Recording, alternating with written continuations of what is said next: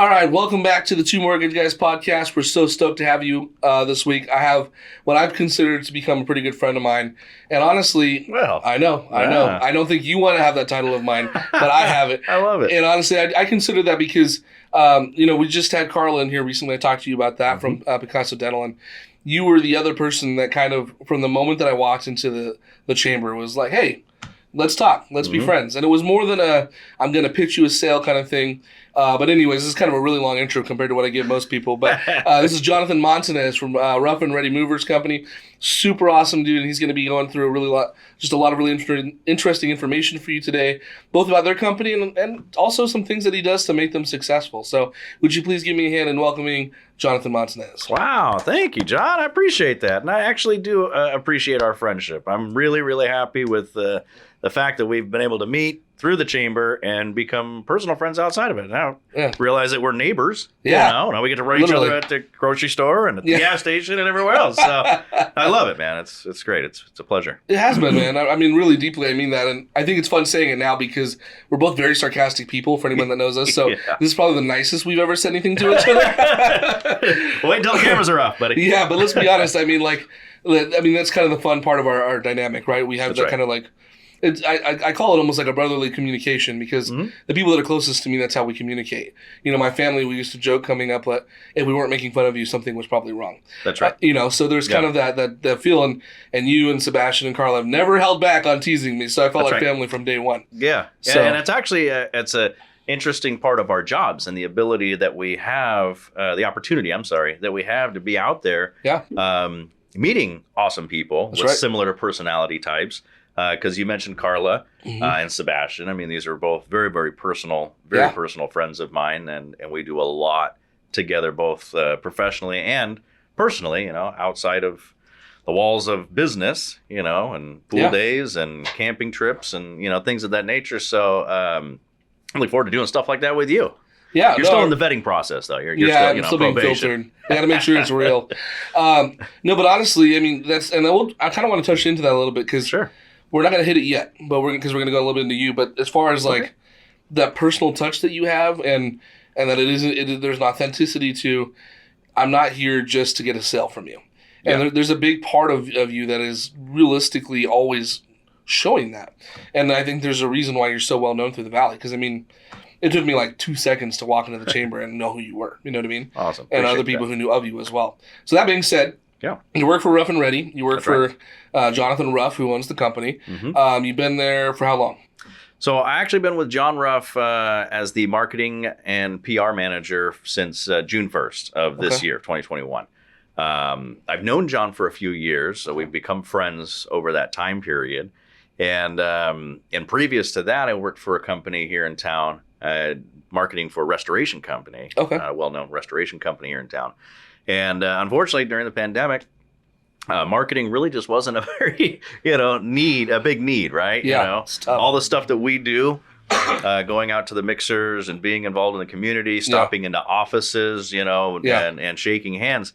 Obviously, we all know, I don't need to go into too much detail, but it just halted. And, they held on to me as long as they could, but it just, there was revamping that needed to be done and there was layoffs that needed to be done. It was unfortunate, but totally understood.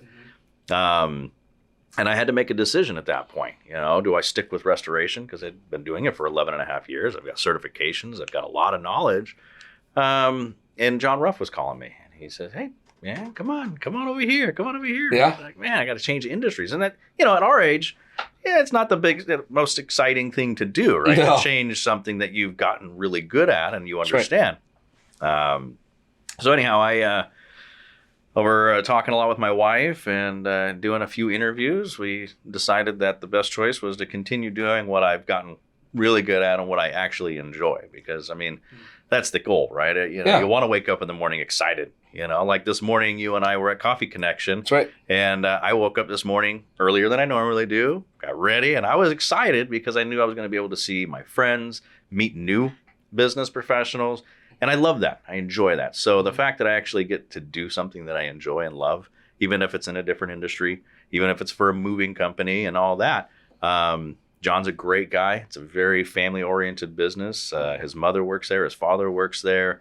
I have friends that work there. And So it's just become a really awesome decision that I was able to make, and thanks to my wife and her support. So, well, honestly, that oozes out of you because, and that's honestly why that job lined up for you. 11 and a half years doing restoration, someone in, moving and storage comes over to you from a different field. Mm-hmm. They didn't care about your lack of knowledge. They knew what they had in your personal skills. They knew what they had in your sales. They knew what you had in every other aspect of professionalism that they needed. And, I mean, from everything I've seen, I'm pretty sure he's pretty stoked that you're doing what you're doing. Because, I mean, you guys are everywhere. I mean, you and I have joked. I mean, you saw me at lunch the first month I joined the chamber. That's right. But, I mean, really, I was running into you everywhere because you were already doing all these things. Yeah. So, I mean, you were joking running into me, but the reality is I was finding you. and that's a big deal, man. Like, that's something that I think the thing that I like about watching how you operate is not just the personal aspect of how you approach things, but it's the ownership. Like, anyone who talks to you or were to watch you operate and or run into you as much as I do would assume you own the company. And that's a good thing, man. That is hard to find because people want people that work for them to treat it like it's their company. Correct. Yeah. Because then you're going to treat it with a lot more care and you're going to actually go after it the way you should. And I finally got to meet Jonathon Ruff the last couple months, and like you said, super awesome guy, very genuine. Mm-hmm. And you know what? I can tell, like, you align perfectly with him because you have all those same family kind of values, and you bring in people that are of quality, and you do a really good job of selling and bringing people into an organization that's going to do them good. Yeah, that's an awesome point, and I really appreciate it. It is a little awkward with all the compliments coming from you, though, here in this. Don't get used to it. One episode, that's all you get. That's it. The next one's going to be brutal, so stay tuned. No, I appreciate that. It's very kind, and you're right. Being genuine is so obvious, right? I mean, people can sense that immediately. You walk into a room, you don't even have to talk to somebody. You can look at somebody, and pretty much you can judge that. You can tell, like, what's their demeanor like, their stance, the way that their body gestures, and you can, like, I hate salespeople. Like, I hate going onto a car dealership lot. Okay, and I hate salespeople. I'm sorry if but that coming up and it's not, hey, how you doing? It's not genuine, Right. I mean, one of my close friends talked one time about somebody that was very well known in the community and very involved, and he's like, dude, I had no idea what he did for like a year of knowing him, because he wasn't there. Hey, here's my card. Here's what I do. Can I get you a quote on this? Or can I, he was more or less just offering friendship and, help. Right. And I admire that so much. And so I try to be that way as well. I mean, yes, I wear the logo on my shirt and all that. Sure. So usually it's not hard to figure out what I do. But the last thing I want to do is walk up to somebody, hey, how you doing? I'm Jonathon Ruff ready. How you doing? Are you know anybody moving, and and all that, because it's not natural. Yep. And that's the difference between sales and marketing. A lot of people don't realize that there's a difference between the two. Mm-hmm. And there's a tremendous difference. I'm not a salesman. I don't consider myself a salesman. I'm not trying to get the sale. I'm trying to build relationships, because relationships are what really matter. Especially right now, and I apologize for cutting you off, go for it. With social media and the addiction to that as it is, and these keyboard pirates or whatever the people call them, I don't know. Yeah. There's no face-to-face. There's no real interaction with another human being. It's all superficial. Yeah. And so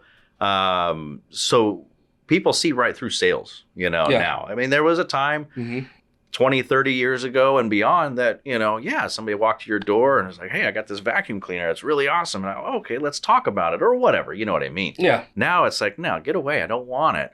I'd rather do business with somebody that I know, like, and trust, right? Sure. So. Yeah, absolutely. No, and I think it's amplified by what you brought up earlier with COVID. Mm-hmm. I mean, sure, it created a really weird kind of vocational change for you. Mm-hmm. But I mean, people were coming they looked like they were coming out of their caves when they were coming out first. You know what I mean? Like, they were like all more pale and pasty looking. That's right. Like, their eyes were like bloodshot hitting the sunlight. But the reality was they were craving genuine human interaction. Yeah. And that's why you stuck out, because while other people were coming back with sales out of that, or honestly just trying to figure out how to socialize again, you were out there like, hey, I'm John.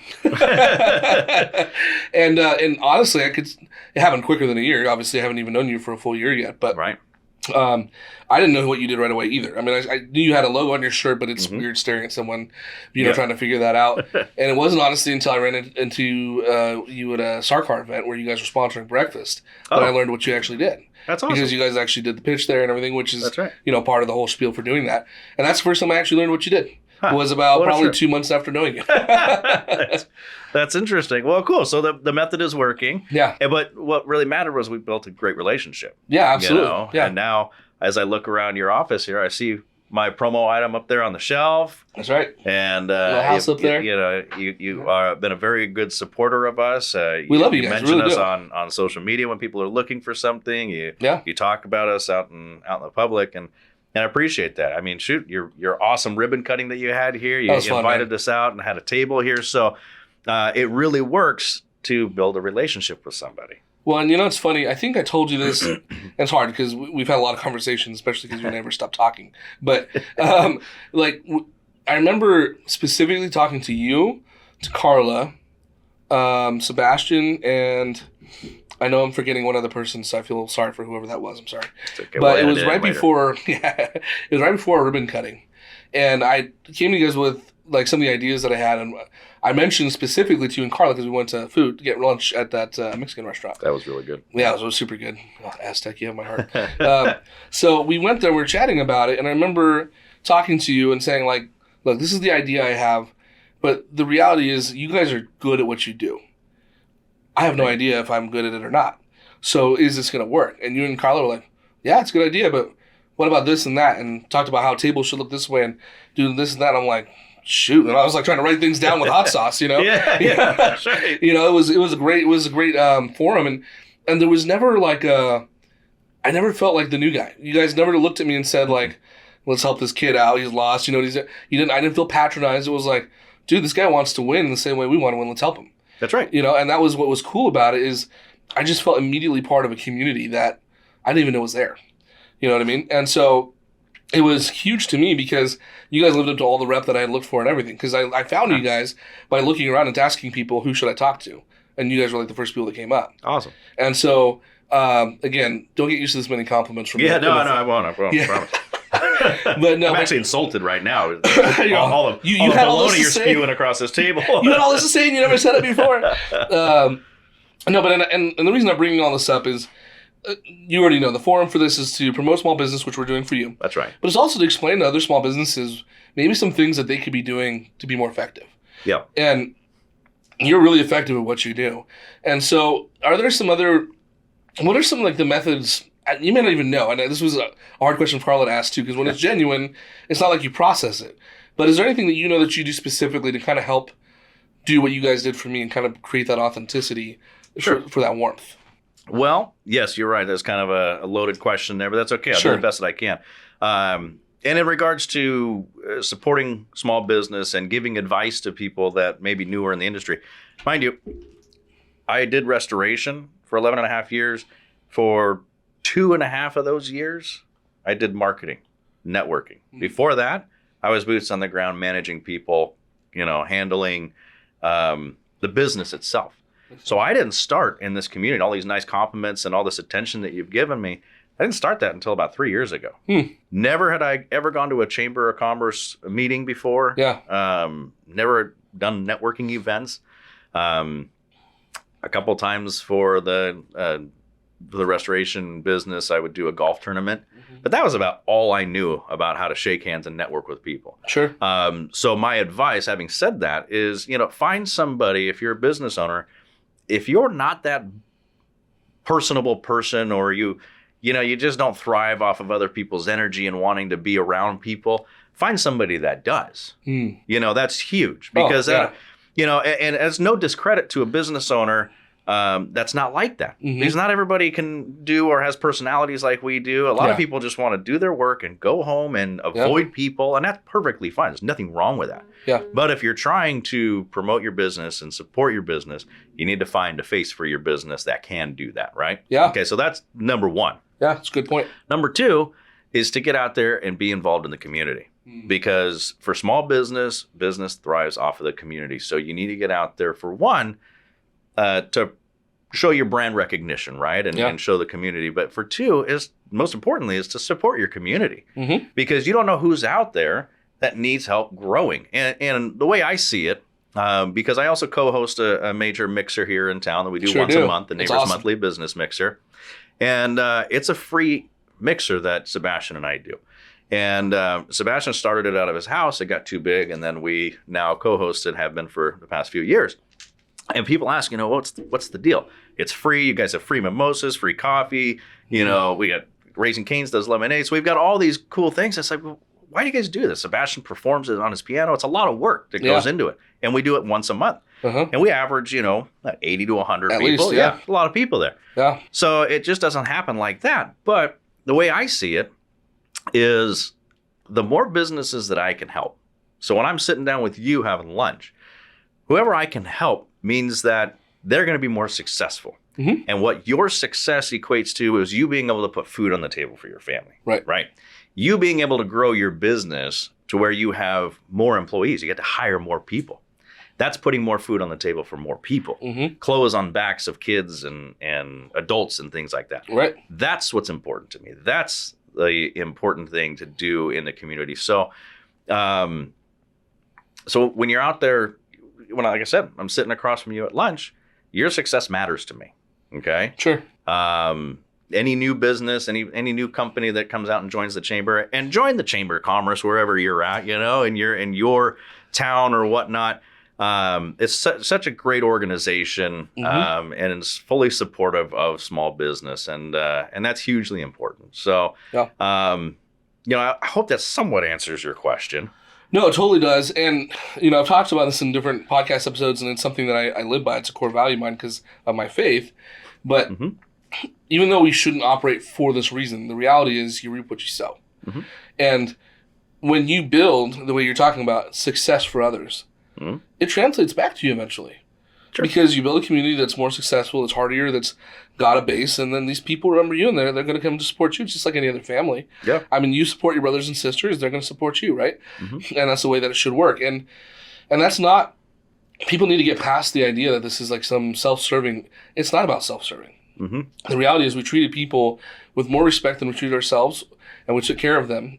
And you know what? Came back to help us. And that's great. That's a beautiful thing about life. As you talked about faith, but one of my favorite Bible verses is, as iron sharpens iron.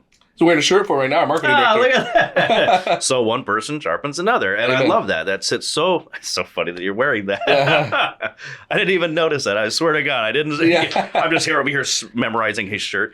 That's funny. But yeah, I love that because it's so true, and it's, I don't know. I like doing other things for other people, right? I like seeing people succeed, and I realize that that's not always common with everybody, and that's fine. You know? Well, and you know what? Honestly, man, I mean, I think listening to your explanation of it was really fun and important for people to understand that idea of community. Because I mean, community is something that you kind of brought it up with social media. In a lot of ways, it's disappeared. Because people are, I call them keyboard warriors. I think keyboard pirates was hilarious.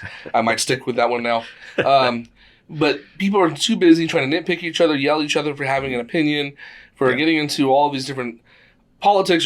People are getting over the war with the stupidest things. I remember I made a joke one time years ago on a meme page for animals about the fact that I prefer dogs over cats. And I got ripped apart by some people that really cared about cats. Wow. And I was like, dude, I didn't say I hated cats. I just prefer dogs. And it might as well have just said like I was trying to kill them. I was like, long live cats, whatever. But when you have the mentality that you have, where it's not only like, hey, look, I want you to win, but let's build a community around that, where we see each other face to face, and there's value in that. That's just something that you don't see anymore. And I think that's a huge key to your success, which I think, again, will attribute back to another point you made, which is your boss, Jonathon Ruff, realized he needed somebody that thrived off of people. And it's kind of the same situation I'm in, except slightly different in that Jonathan Farrell, my branch manager, he's also someone who thrives off of people. He's an extrovert, but like anybody who starts anything, sometimes you get spread thin and you can't do certain aspects of the job anymore. Yeah. So now I'm kind of that face, as you see, doing what he wants everything done, and he's excited because I own the company the way he'd want to own it in that sense. That's right. And so he did essentially the same thing that you're talking about, and that's a really powerful thing for me to learn, because ego is a really easy thing to get. Oh yeah. And to see people that can put aside their ego into something that they started and say, I need somebody else to represent it for me. Yep. That's big, because I mean, shoot, it's really part of why we do what we do, to be honest, is we don't mind the attention. You know what I mean? And so being able to see someone that's like, no, you can have the attention, that's kind of a selfless act. And that's just another part of that giving, that building, and wanting to see winning. We have essentially been given people above us that are building a community within their own office, wanting to see people succeed with their strengths. That's right. And something else I kind of want to run with you on this is, you and I are very unique in this as well, and this is partially why we get along so well, is I have, and I can't speak to you about this part because it sounds like insulting. I promise I'm not. I've never been very good at a lot of things. I can honestly tell you that. But I've always been good with people. Yep. And it's funny because when you got to pay bills and put food on the table for your family, it's no longer about feeling sorry for yourself about whether you're good or bad at something. Right, yeah. You go, where can I shine with my personality? Where can I make the biggest impact and actually provide? And so my personality said, hey, you should be in sales. You need to talk. And you did that too. And I think that's really important because, like you said, you had all this knowledge about restoration, right? You still do. Yep. And you have all these other things that you do well and everything, but you realize this is where I can make the best impact for my family, for others. And I'm kind of curious. So is there like a coming to Jesus moment on that for you? Or is there a moment where you realized that, or did it just kind of happen? Well, what happened with that was as I made the transition from managing crews and different departments within restoration, because you've got your emergency service guys that go out, you've got your contents guys that go out and pack up maybe a house or a commercial building that has a flood or a fire. You've got the repair crews. You've got a lot of different divisions within that industry. Okay, yeah, absolutely. And I dabbled in all of them at some point in my career along the path, and an opportunity came up as I was in between two different companies, where that local company here in Temecula said, "Hey, we love you. We love the companies that you came from. We know that they're good, ethical companies, and we really want to hire you. We don't have any management roles right now, but we could use somebody in our business development department."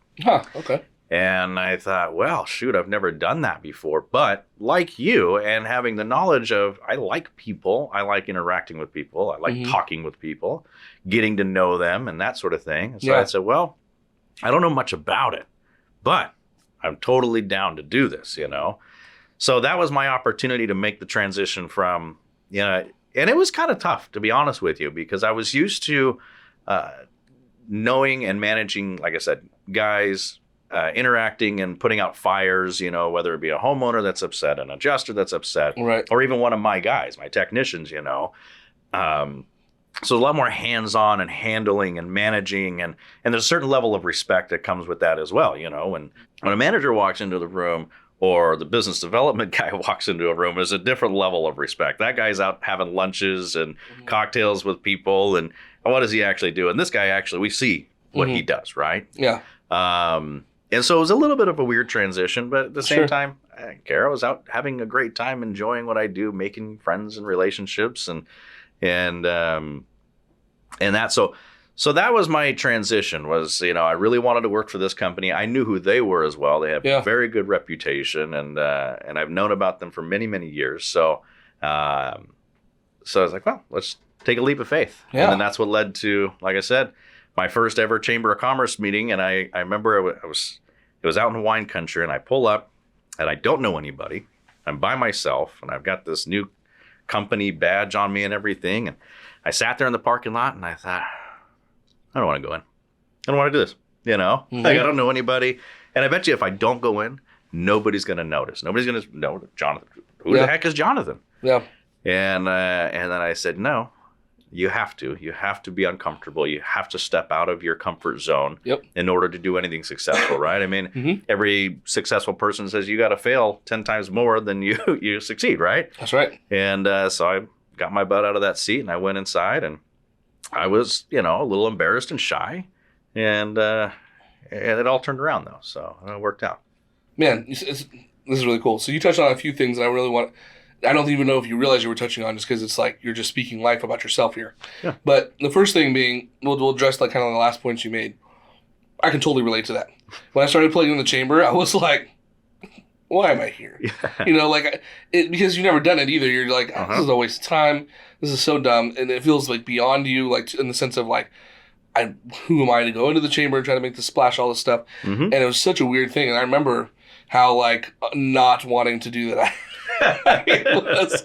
But like you said, there's a realistic point where you got to push yourself through that wall. Mm-hmm. And I think that's something that's really important for people to hear, because I think a lot of people that assume people that love people like ourselves and are extroverts, just because it's easier for us, doesn't mean that there's not walls that we hit. Of course. And You're absolutely right. I can tell you this all the time. My wife has joked about this, but like, this is the first job where I can come home and be tired of talking.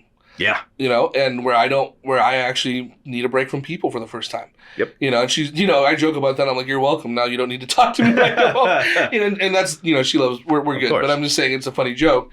But the reality is it's true. And because it does take a lot out of you to do that. But here's the reason why I think it takes a lot out of you. And I think this is a really cool thing that you kind of touched on in your transition, and why it makes you good at sales or marketing, as you put it.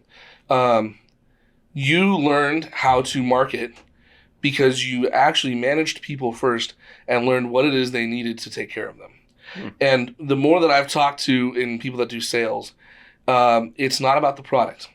You figure out what someone needs and you help them get it, even if it's not your product. That was actually something Carla talked about. She was talking about how she did like this huge roundabout story going to help somebody find I forget what the business was. It was something that had nothing to do with her business, right? Yeah. And they're like, why are you calling me as a dental office? So, well, they're my client. I'm helping them. And to her, it was like, why wouldn't you? You know what I mean? Like, that's just Carla's nature. And, absolutely. And that's you. And then that's what I'm saying. Right. Like, you were in business management, and so you just took the same things that you had there, and you said, well, now the community is my business. Yeah. So I'm going to manage these people in a way that I serve them, I find what they need, I help them get it, and if it's my product, great. If not, then I help them grow. Mm-hmm. No, you're absolutely right. The key is bringing value to people. Oh, that's great. You know? Yep. Now, when I'm out marketing to my potential clients, I want to bring value to them. I want to be memorable. Yep. And again, I'm not trying to sell them. I want them to like me. I want them to find value in what I have to offer. Yeah. If they don't want to use my company, my services, that's perfectly fine. Sure. I still want to build a relationship with you. Yeah, absolutely. If you have, if something happened in the past, or if you have a great thing going on with somebody else, by all means, go ahead. There may be an opportunity in the future where you might want to use my services. Yeah. Or that, who knows? There could be a good word put in somewhere or whatnot. It doesn't matter. It's not about me. It's about bringing value. Yep. And that goes with whatever somebody might need. So like Carla had mentioned, I haven't seen it, but I do the same thing, especially with the people and the contacts that I know in town. And even with former restoration employees or coworkers, if they need a contact somewhere else, like I still have a ton of adjusters in my phone and agents that I've built relationships with. Or like I said, if somebody needs, I don't know, something obscure, like maybe a mortgage company to refer, it's like, hey, I could very easily just be like, gosh, I don't know, I don't do mortgage. I'm a mover. I do moving, like, did you not notice the moving truck? But I mean, like, no, I know this great guy, John, over at the Two Mortgage Guys. I'd love to connect you with him because I can truly and honestly say that he is a friend of mine, that I trust him, and I know that he'll take care of you. Right. And that's bringing value to somebody, because there's a lot of times, like, heck, 3.5 years ago, before I did what I do now, I wouldn't know. Yep. No idea. I would either go to Google, trust that. I would rather have a genuine referral of somebody like, I personally know this guy. Let me hand you off to him. No. That's great. Those resources don't come every day. So if it's a neighbor, whatever, whatever value you can bring to people, I think is hugely important. So I love that. That's kind of like, I feel like that's almost going to be the term that coins this particular interview, because, and this is, again, like we kind of joked about before we started about why I don't purposely set up any kind of questions, because organically, the fact that we're walking out of here today and people will remember that value is what matters. That's you right. know, providing value to people, because that's something, whether you're an introvert, an extrovert, a whatever vert, the point being is, if you know, I got to find a way to be valuable to somebody, anyone can do that. Anyone. Because the reality is, you just need to find out what someone needs, and you can help provide value in that way. Because... And let me, I'm go for sorry, chime in here. It goes back to what you were talking about in regards to maybe you don't feel like you're talented at anything, right? And you were right. You hit the nail on the head. You're not sitting across from an NBA star or, a football. I thought you meant it with me. I was like, yeah, I'm not talented, I promise. No, I struggle with even writing my own name, okay? I don't have a musical bone in my body, a sports bone. Can't really, no art. But that doesn't go to say that what we do as interacting with people and having the personalities that we have, I think that's a tremendous talent is the word. So so when you say that, finding value somehow, maybe somebody is really tall and they can, help their neighbor with something in that regard, or they happen to be a really good automotive mechanic and they can give advice to somebody, or, lend them a tool or whatnot, but whatever you can do to bring value. So sorry, I mean to cut you off. No. It was worth every second of it. And honestly, I think that's a good point. Like, I think sometimes we do this on accident, but I wasn't even trying to sell myself short in that sense. Not that I'm a tall person anyways, but the reality of it is that's something I did come to terms with later. It was like, wait, but that is a great skill to have. Why would I not be thankful for that? Again, coming from our faith, to be that God-given trait, run with that, appreciate it, and having now very intimate people in my life, I laugh that most of the people close to me in my life are introverts because my personality is too loud to be with too many extroverts, jokingly, but my wife is an introvert, my best friend's an introvert, a couple people in my family are that way, and they were the ones that kind of breathed that life into me, and they're like, look, I know you don't understand this, but that's a trait, a real talent, because for them, it takes so much to get that part out of them that it's literally like pulling teeth. It's so hard. And I think about, and they're like, well, think about what that is in your life. And I was like, well, there's a whole list of things that are like that for me in my life. But they said, seriously, what things are like that in your life? And I started thinking about what things were hardest for me. And said, that's what talking to people is like for us. Man, I always took that for granted because it came with such ease. Sure. And so for anybody listening to this podcast today, I hope you're encouraged. One, if you're not someone who's great at talking to people, now you know that a way to be effective is to find value in things, right? That's right. So that's great. But for those of you who are, be encouraged. Listen to what we've done. We've had vocation changes. We've had life changes. That's right. We both have families. And you know what? We just ran with the one thing we knew we were good with. Yeah. And you know what I mean? And honestly... And it's working. It not only doesn't work, but the beautiful thing is we actually made friends out of it. That's right. You make other community friends out of it. The chamber, did the same thing. I went to the community event this morning with him for the chamber as a coffee connection. I had a blast. Yeah. I'm there to work and I'm having fun. You know what I mean? I got a chicken sandwich. You almost feel guilty, and you shouldn't feel guilty. No, not at all. And that's the joy is if you're doing what you love, that passion side of it should be evident.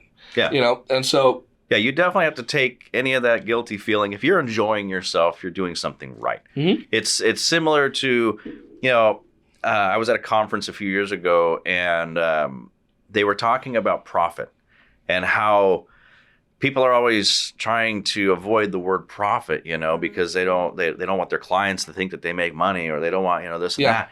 And it's like, profit's not a bad word. No. We shouldn't be afraid of saying, we're here to make a profit. This is ultimately, like you said earlier, the goal is to put food on the table for our families, put a roof over their heads and everything else. And the only way to do that is to make a profit. Okay, right. It's not a charity. And and that's a big thing to remember as well in business, is that it's okay to make a profit. Yeah. There's nothing wrong with that. It's the whole point of what you're doing.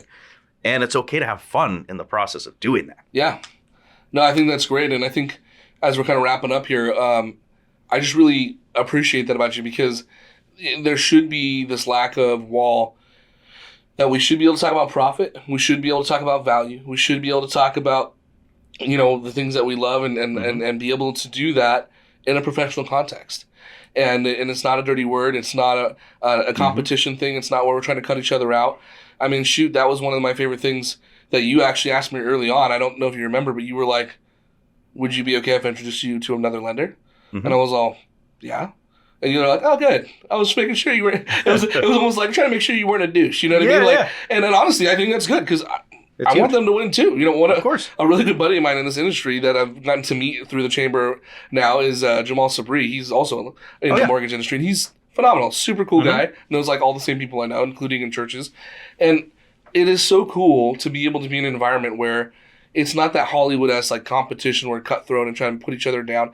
We're out here just like, hey, he's got kids, I got kids. We're putting bread on the table, and to see someone like yourself, John, that does it with ease and has encouraged me to come in and do it the level that I've gotten to do it has been really valuable to me. I mean, even when you guys came and supported me and our business over for our ribbon cutting, I mean, you guys really made it special. You really did. I mean, my son was there. My oldest son, my youngest is there, but he doesn't know what's going on yet. Yeah. You know, and he was having a blast. And my son's like super introverted. And so for my family to come in and to be able to enjoy that amount of people and that we're all hanging out and for everybody to feel like they won that day, it's a tribute to you guys. Tribute to everything that you guys put out, and you guys were the ones that walked me into that situation, and you guys are still walking with me through life now. So I'm That's super a good grateful. Point. I know we're trying to wrap up, but you touched on something that I thought was very valuable that I want to add into anybody that's listening. Is being friends with your competition, because you can call them competition. I don't like doing that. As you saw from the event that we were at, there was another moving company there that sponsored the event and everything else. And you were supporting them just like they were your own, to a degree. Absolutely. Yeah. The owner of that company is a personal friend of mine. That's awesome. And it, you know, it doesn't matter to either one of us that we work opposite because we're not. We actually trade a lot of business with each other. That's awesome. Because they don't do as much out-of-state moves as we do. We do out-of-state. Okay. All 48 continental states, they don't. They're not big enough. They can't handle that. So they'll refer to that. We get too busy in town and we have a cross-county or a cross-town move. I'll refer it to him. They also do trash haul-outs, and we don't really have time for that. So I'll refer that to him. So there's a great, business partnership. Even though we both do the same thing, doesn't mean that we can't work together and be friendly with each other. Darn right. And I've always had that feeling. Because I used to work at the wineries out here in Temecula, and I couldn't believe that these wineries would allow people that worked at one winery to go and wine taste at another winery for free. Yeah. I'm like, wait a minute. And then we'd have cards behind the counter and, free wine tasting at this place and this place. And we would give them out to clients. It's like, why are we sending people away from here? Yeah. And I got the idea, the mentality was, what's good for one winery is good for all wineries because it's bringing more people out. Okay, so somebody leaves yours and you say, you know what, this one is really great. See if you can, ask for Eddie or something like that, right? Yep. Whatever the case might be. They're going to go home and they're going to tell their neighbors, their family, and they're going to say, hey, you know what, we should go out to Temecula, go out to wine country, man. It's such a great vibe out there. Yeah. And so I took that away from there, and ever since then, I mean, it doesn't matter if I was in restoration. I'd be friends with the other restoration companies because you know what happens, especially on a move. You get super busy and slammed. Yeah. You need bodies. You need people that know what they need, what to do. Yep. So who do you call? Well, I'm going to call my competitor and say, hey, Joe, I've got a big job. I need a couple guys for a few days. Can you spare any dudes? They'll wear my shirts and everything else. Yeah, no problem, man. And vice versa. And it helps your guys stay busy and help them get in a paycheck, and it helps you look good and support the clients. So that's beautiful. I wanted to add that in real quick because I didn't think about it. But it's super important to get friendly with everybody, but get friendly with your competitors as well, because you never know when you might need each other to lean on. That's honestly, it's beautiful and it's healthy and it's the way that the world should be. Right. And the reality is there's enough business out there for us all. Absolutely. And we can lean on each other that way. And so with that being said, guys, I really hope you've enjoyed this podcast. Now you can see why I hang out with this guy, aside from being assaulted by him verbally all the time. No, but really, I mean, you get to see the genuineness of what he does and why he does it. You get to see why he's successful what he does and why people all across the stinking valley talk about him. I mean, the only reason I like him is because he has my name. No, I'm just kidding. But reality is he is phenomenal what he does. And I love that he transitioned kind of that directive to making it about marketing. And I think that hopefully will speak to everybody, no matter what comfortability you have with people, is if you're into marketing, then you're going to start to figure out what people value. And if you figure out what people value, then you can do sales at any level. And then you're not going to be one of those people that gets forgotten because you're going to be doing something that's valuable to a community. So with that being said, we mentioned a lot of things. The Neighbors Mixer, we mentioned the Temecula Chamber, we mentioned Ruff and Ready, we mentioned Carla, Ricky, you mentioned Sebastian, mentioned all these people. That's right. There's going to be links all over the place, and I do this to James to make him have to work and put it all over the screen, which sometimes he does, sometimes he doesn't. But the reality is you can find us on any major podcast forum, including YouTube. You'll see all these links available on there, so that way you can find those things he's talking about. And you'll be able to have his direct contact information so you can reach him. And obviously, you've seen a conversation long enough to know he's worth talking to, so he will give value to you. Thanks for joining us this week. I guarantee you, if we can, we will have this gentleman back. Thanks again, John, for coming. Awesome. Thank you, John. I appreciate you having me. Absolutely, brother. All right. Talk to you soon. Yes, sir.